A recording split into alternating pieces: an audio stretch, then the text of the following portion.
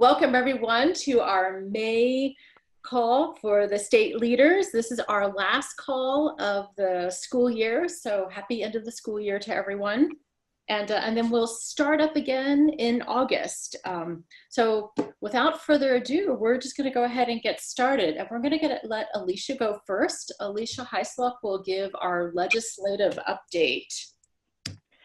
Thanks, Julia, and thanks everybody who is on this afternoon. And for those of you who are listening to this later after it's been recorded and posted, I just always like to issue the disclaimer that we're making this legislative update on Monday, May 20th, and so things could have changed after this, so definitely check the CTE Policy Watch blog or email us if you have any questions about the exact current status of bills and legislation. But the two main things I wanted to update everyone on today were funding and HEA reauthorization. And I'll actually, before I do those two things, I'll share just a little bit about Perkins implementation and how it's going.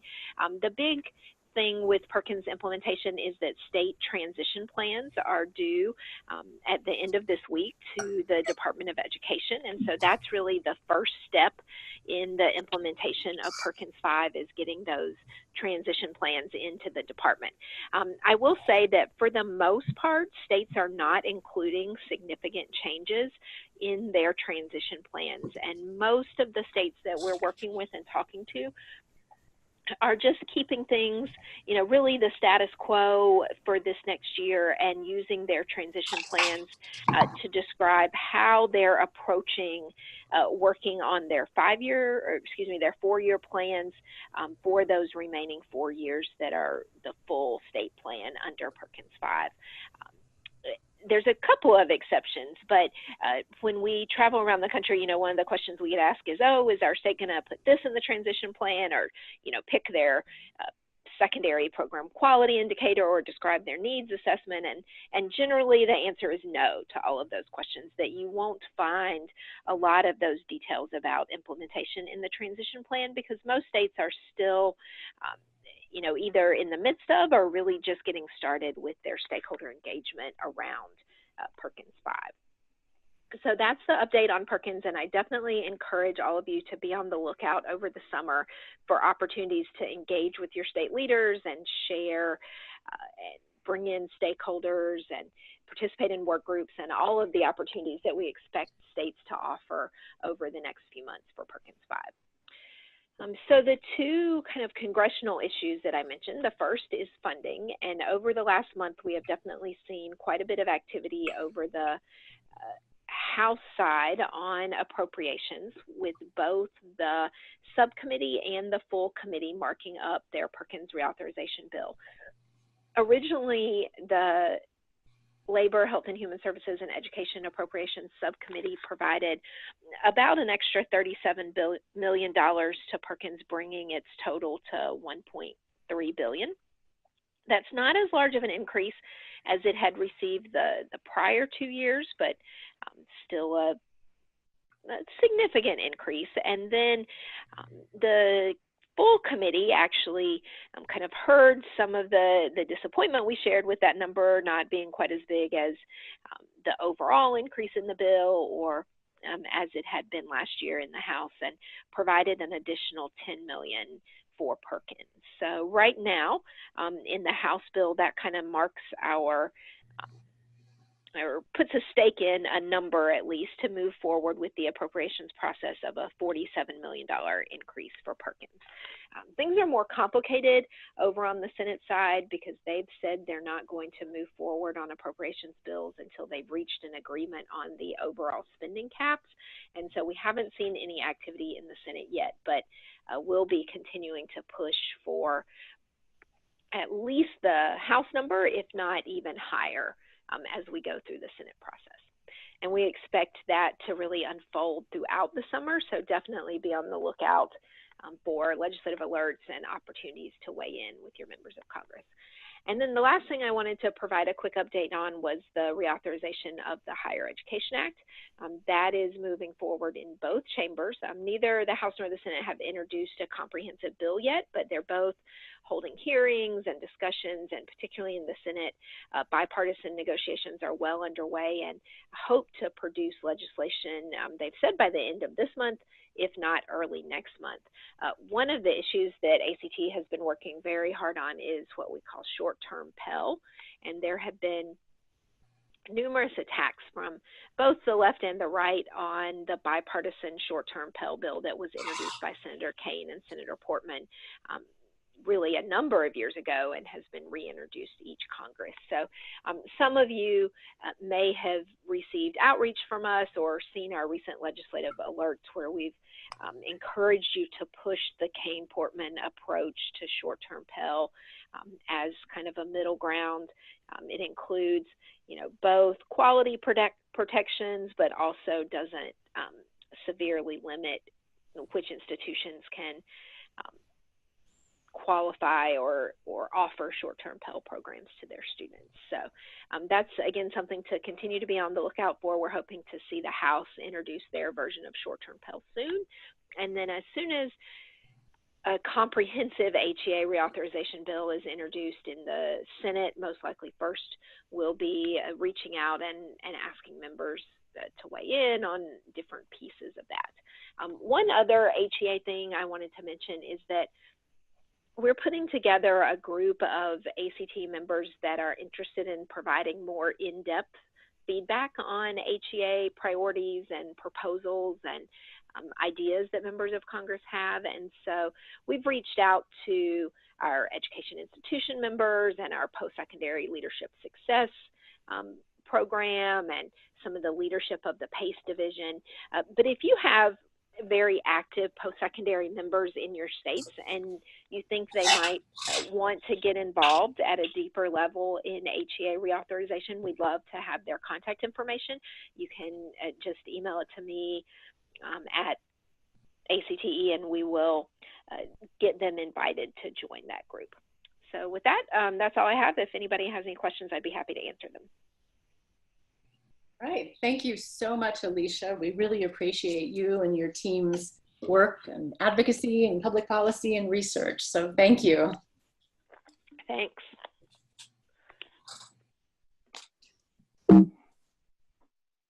All right, I am just going to give a few updates from ACTE right now. Just some reminders, things to watch for over the summer. Coming up with Educators in Action, we have a few upcoming virtual discussions to watch for, and these are topics that are led by some of our most active ACTE volunteers.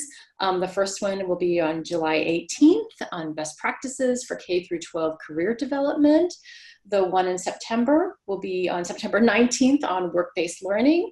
And then we have another one scheduled on October 24th. What do you mean I'm not going to be a something? So anyway, these are excellent online professional development opportunities, and we just encourage you to watch them, listen to them. Educators in Action is also always looking for content. So if any of your members are interested in submitting content to the Educators in Action blog, we always welcome those submissions.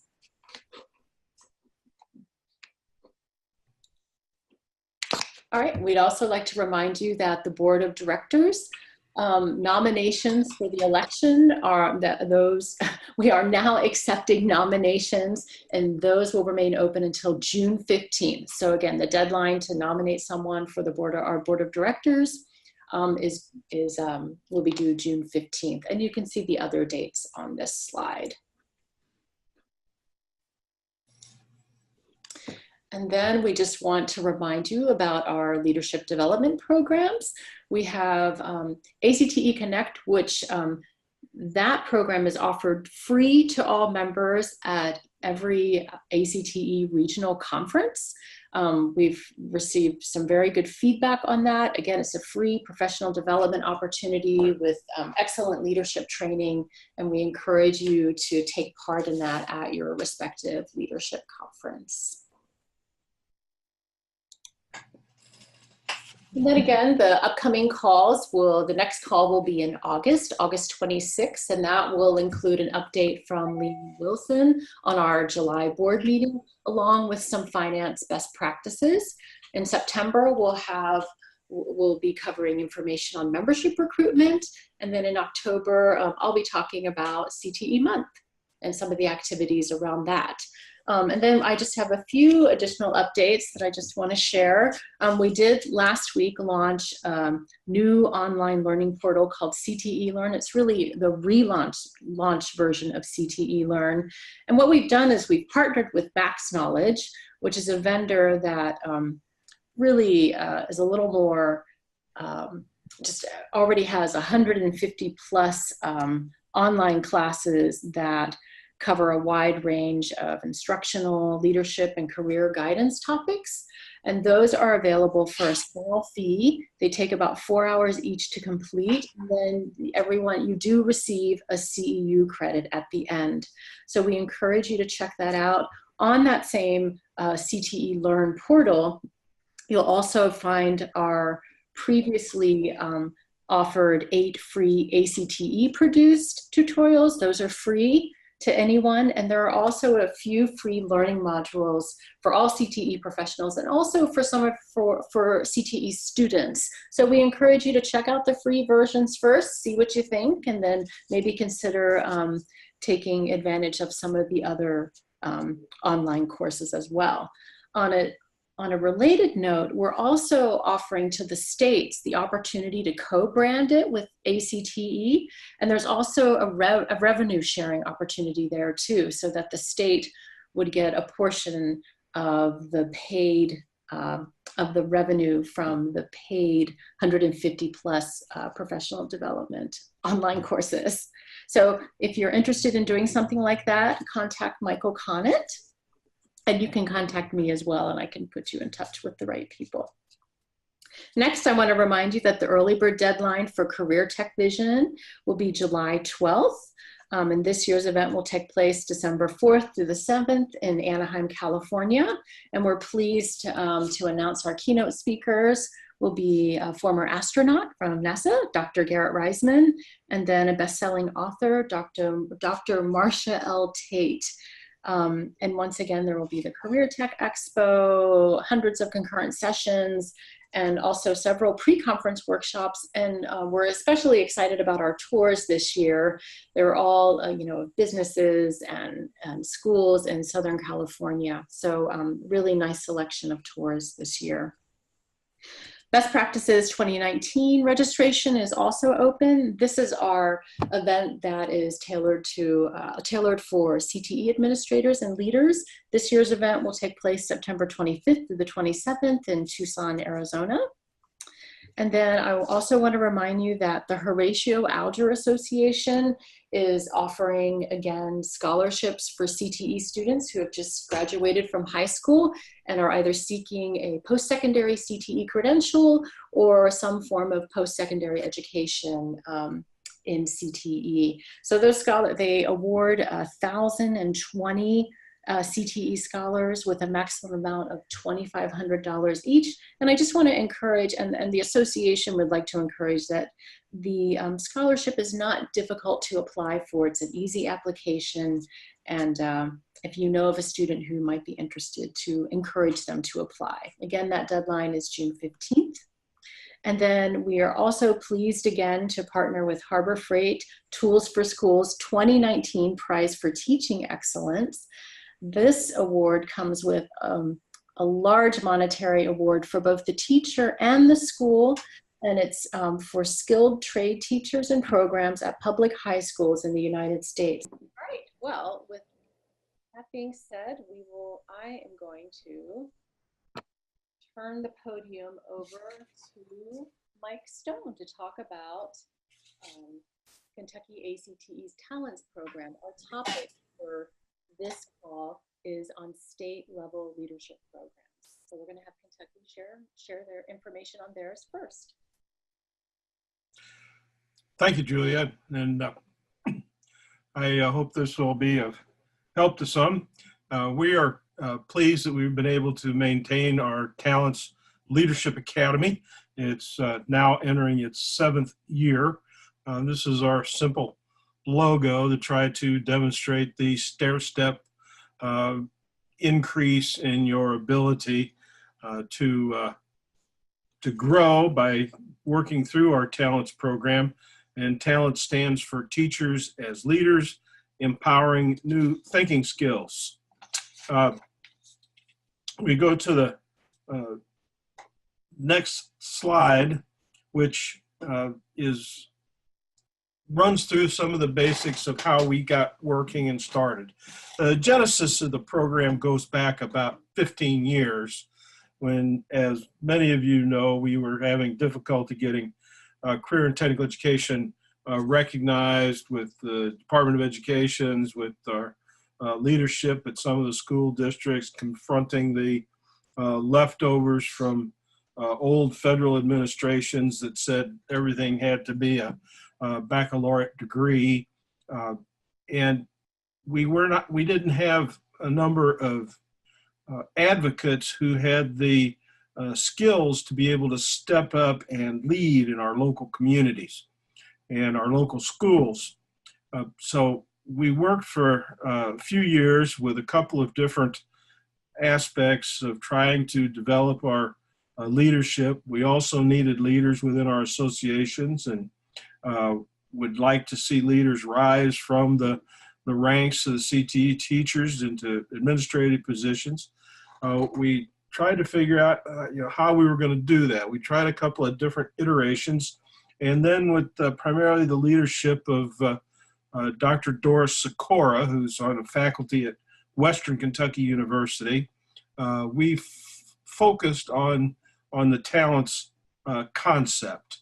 And our basic, so we decided that what we needed to do is develop a leadership program that would address our concern. And we had a basic premise that leadership is a skill that can be taught.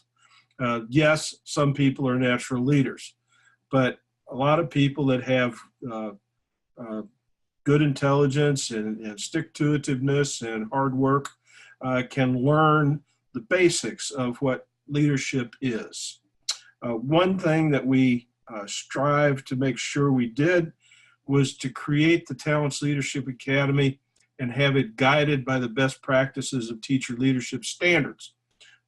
Those 7 domains: fostering a collaborative culture to support educator development and student learning, accessing and using research to improve practice and student achievement, promoting professional learning for continuous improvement, facilitating improvements in instruction and student learning, using assessments and data for school and district improvement, improving outreach and collaboration with families and community, and advocating for student learning and the profession.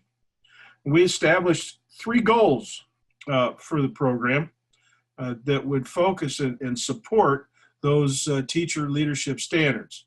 The first is excellence in the classroom.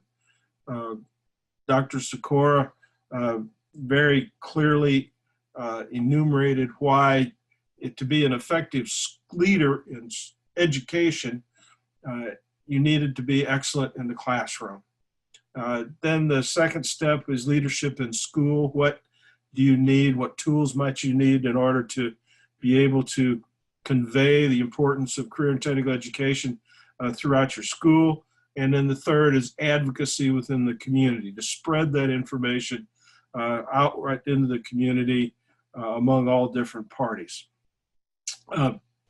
So that's where we went with those pieces, and I'll touch on the faculty in a little bit, because before we got to forming faculty, we had to figure out how to fund it. And I would say you're going to get to hear about the tremendous program in Georgia coming up after me. I would, having seen their presentation and knowing something of what they'd be able to do, they've got a Cadillac program. This is more of a Chevy or a Ford, but it can be affordable with a reasonable amount of funds. What we were able to secure, we tried to do it as a standalone registration fee by individuals or perhaps school districts paying it, and we didn't get a lot of pickup from that. We were able to talk to our Office of Career and Technical Education, who initially provided funding, a small amount of funding, about $10,000 from Perkins Carry Forward funds. That level has stabilized now at $9,000 and is but it's now part of the leadership dollars that the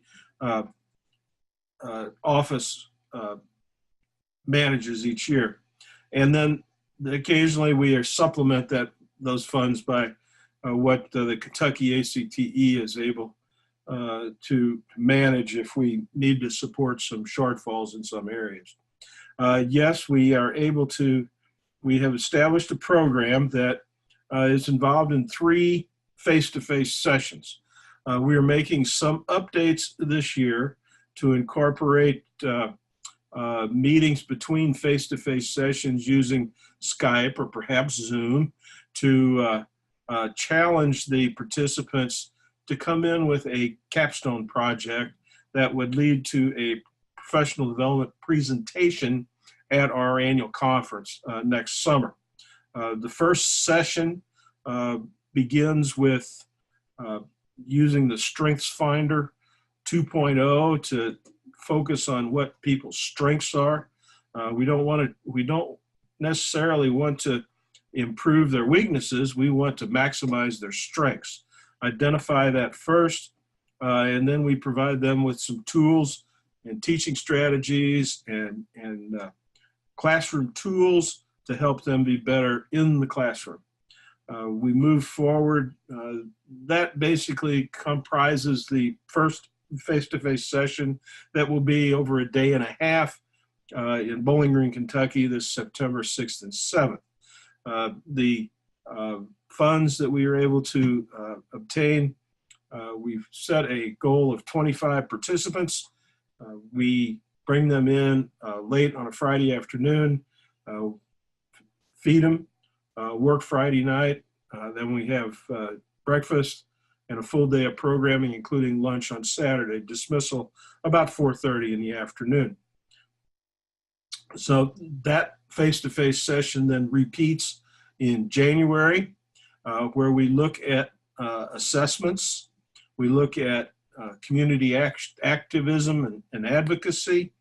We look at how to use data to make decisions by tapping into the state's data systems, which is very rich here in Kentucky.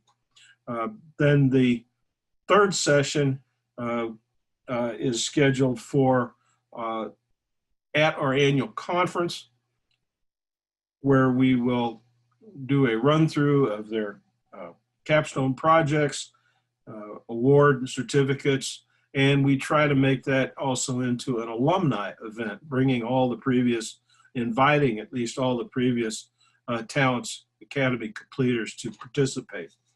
So we recruit, next slide I guess is appropriate, is we recruit from secondary teachers and post-secondary faculty only.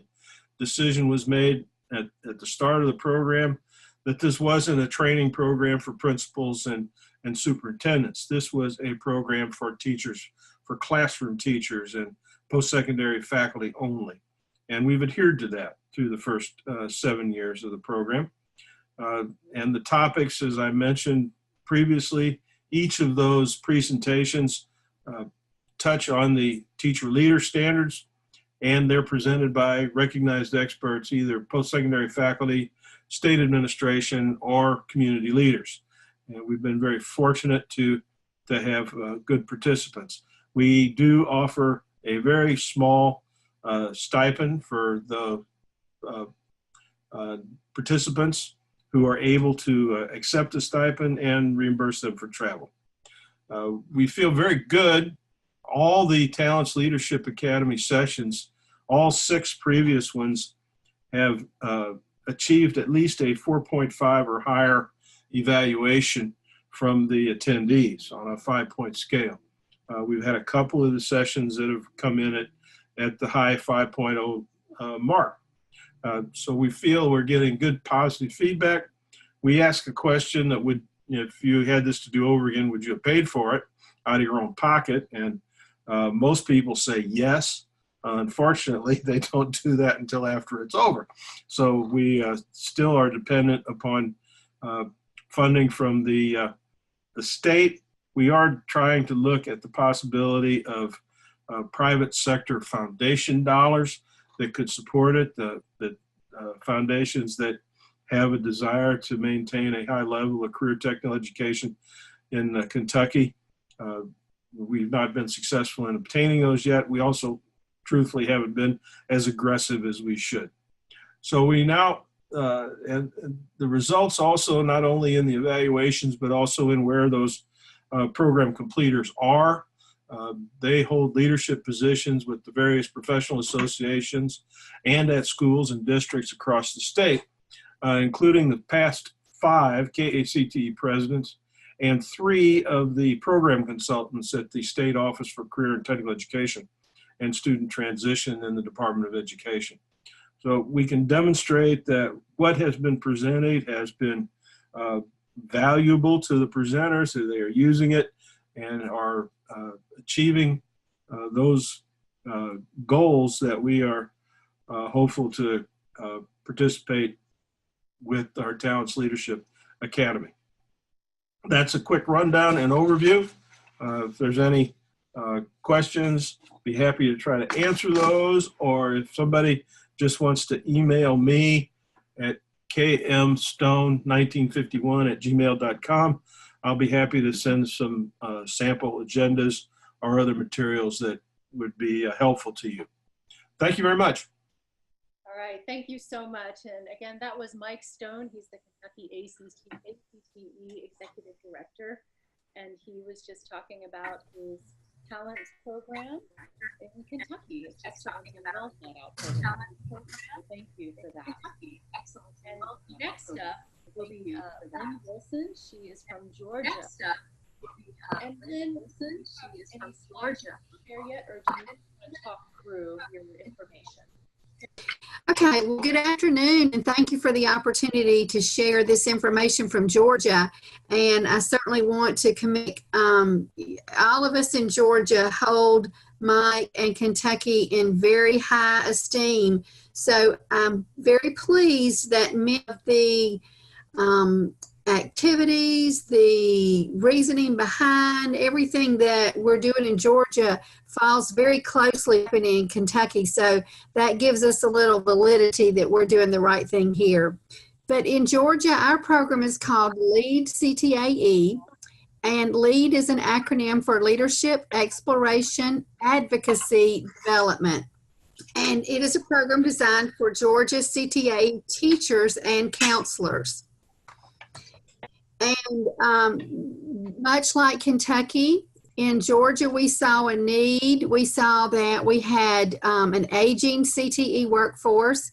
We had teachers who come into the profession who lack experience in education. Maybe they came right out of industry and don't have the pedagogy and the training. We have CTE teachers on the flip side who lack workforce connections. We saw an insufficient interest in the professional organization leadership. So we came together and had some conversation. In Georgia, we have the Department of Education, the GACTE, and we have a CTAE resource network, which is a unique consortium of all of the school systems. Every school system contributes a portion of the Perkins funds, and that money is pooled into a resource to serve the school systems. So together, GACTE, the Department of Education, and the Resource Network sat down and talked about this need for some leadership training and came up with a plan of what we could do to address the need. We had a planning committee that worked for about a year and put together the entire program. And we are now finishing our third year. So we'll have our third year of graduates at the annual summer conference for GACTE in July. And in our timeline, we decided we kicked off the first year, and we have every year since, at the GACTE conference. And we announced the program, we opened the applications. The applications are due in September. In October, the participants are selected, they're notified. We have the first session in November. We have a second session in February, a third session in April, a fourth session in June, and then we have our graduation again at the summer conference in July, where we kick off another year.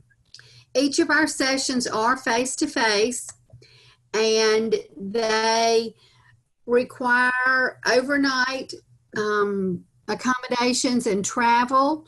And because of the resource network, we are able to fund everything by C-turn, and there's no expense to the participants or to the school system. The only cost of the school system is 3 days of substitute pay. We do ask the participants to pay a $50 investment fee. And we did that the first year we wanted to ensure that the participants were serious about the applications. And we used that money for a few extra things that we typically would not spend money on. Some little goodies, candy, things like that. But as Mike said about the participants, at the end of the year, our participants all say that they would have been willing to pay for it after they've been through the program. But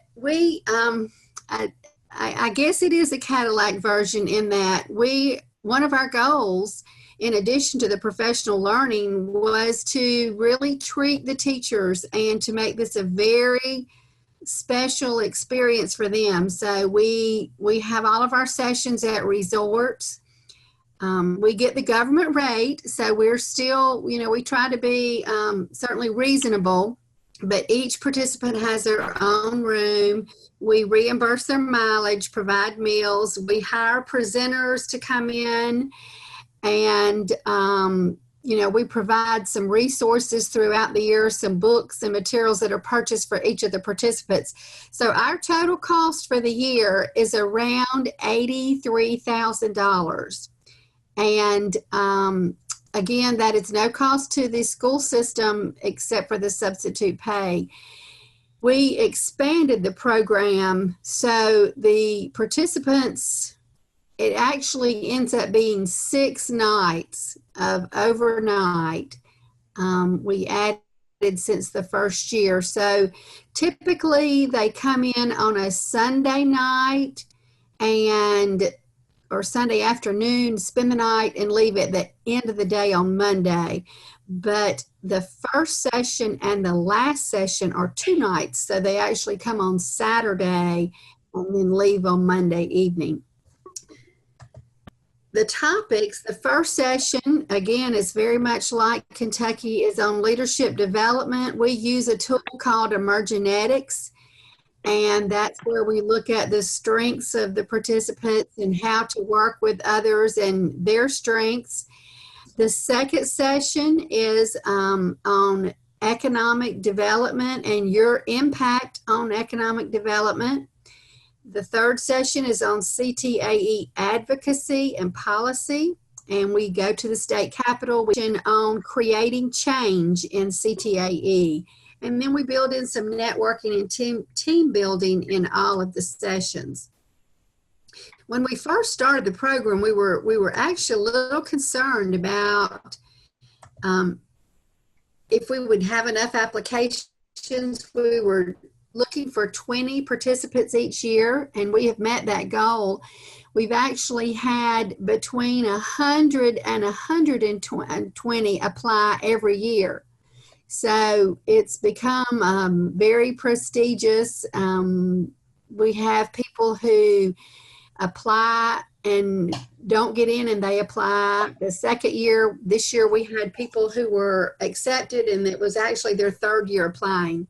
So we like to tell anyone who's interested in creating positive and impactful change in CTA should apply.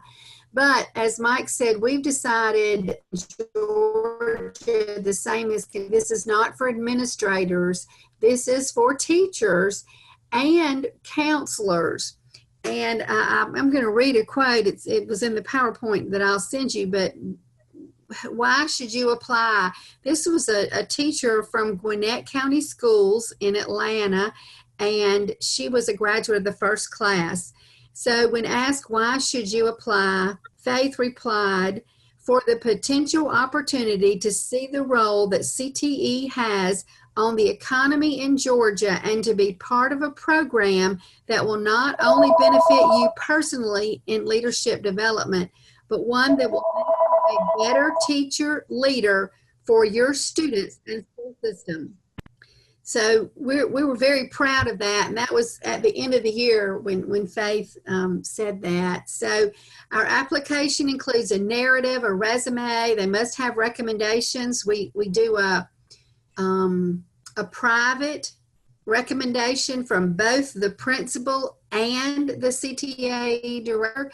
And if they do not recommend someone, we point, we ask some questions, but then bottom line, do you recommend this person? We've had some directors and principals answer no, and we keep that. I'm the only person who sees that. Even the readers don't know that, but we respect the school and the district leadership there, and we have had very high quality participants. So the applications are scored on a rubric. They have a narrative question that they have to answer about the leadership issues or challenges in CTAE. And as I said earlier, we started after the first year adding points. So if someone applies, they're scored, then if they're not accepted, then their application, they reapply the next year, but we give them points for applying and we give them points for where their application fell. We're looking for a range, a broad range on demographics, and demographics, I don't mean the, male-female ratio, but we're looking for teachers from a variety of program areas, from different schools and different school systems. So when we're ranking, if the first person, the highest score, is a business teacher from Gwinnett County, they're automatically in. But if the second person is a business teacher from Gwinnett County, then they may not get accepted. So that's why we take those applications, and based on their score, they'll move to the top the following year as well. So the first year we had 20 people. They came from 20 different schools in 19 school systems, 14 program areas. The second year, again, 19 schools, 18 school systems, 17 program areas. This year we had 19 schools from 18 school systems and 12 program areas. So the diversity that we're looking for is different schools, different school systems, and different program areas. So we have teachers from, automotive, from culinary arts, pretty much the whole gamut.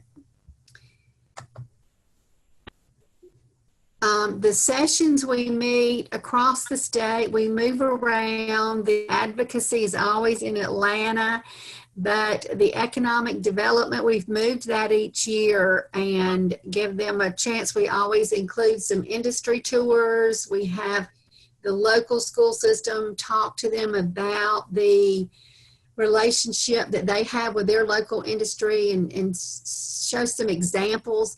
And I would say over the 3 years, the economic development has been the most eye-opening session. And as a result of this, we've now started offering more professional learning in economic development, because we've seen that there's an assumption there that the CTAE teachers know and understand and have the local relationships with business and industry, but we're finding that it's not always true. So we have grown other professional learning opportunities as a result of this.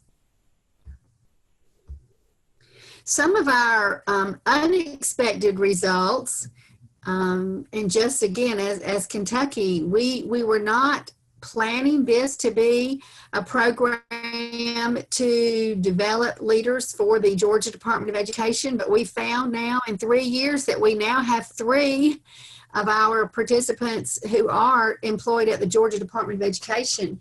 And one of the things that we found is that there are opportunities there that they may not have even known about. So the Department of Education has been very pleased. We've had 3 hired as local school district directors. We have 2 hired as assistant principals. 4 have been elected to serve on their GACTE division boards, which we're very, very pleased with that. We've had 2 appointed to the GACTE board. So certainly one of the goals was to provide a pipeline of leadership for our professional organization, and we have seen that that has happened in just 3 years. At the end of the year, the class members are asked to focus on a way to create change, and they do have a culminating project. We've seen some really cool things happen. One school system, a participant went back and developed a leadership program similar to LEAD. It does not involve overnight travel because it's within their county, but because they have a large county with a lot of schools, they chose participants from different schools, and they're now in their 2nd year of having a local LEAD CTAE. So we're very excited about that. Seen a lot of growth in advisory councils and economic development partnerships within the local school systems as a result of this program. We look for continuous improvement. So the LEAD stands for Leadership Exploration Advocacy Development, but when we started, it was Leadership Exploration and Development. And the first class said, oh, you need to add, so they added the word advocacy. We added counselors to the applicant pool. The first year we were only teachers. We've added the 2 nights for the team building and the networking. We added the points to the application that I mentioned. We've started now adding time to the Sunday sessions. And it's interesting, this is their personal time and on Sunday, but they are itching to get there. This year we've added a session on etiquette, and as the teachers talked about teaching soft skills to their students, they talked about that they would need and love to have some training for themselves. So that was a little bit of a surprise, but their last session is scheduled in 2 weeks, and we're going to do some etiquette training for the teachers, not only and not as much for themselves, but to help them in what they want to be teaching to their students.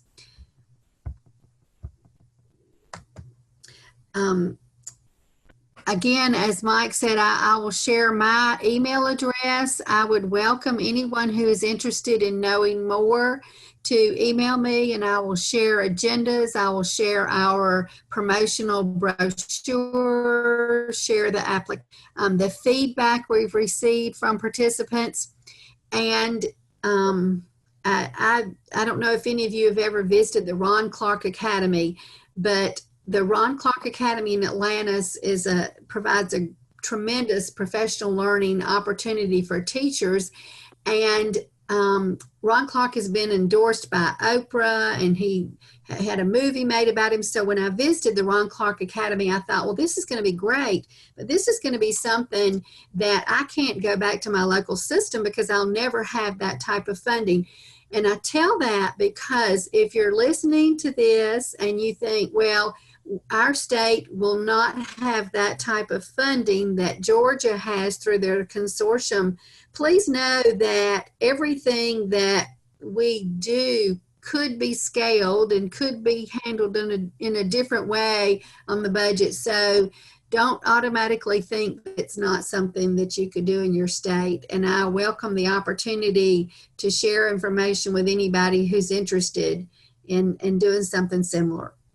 My email address is ctaern.wilson@gmail.com.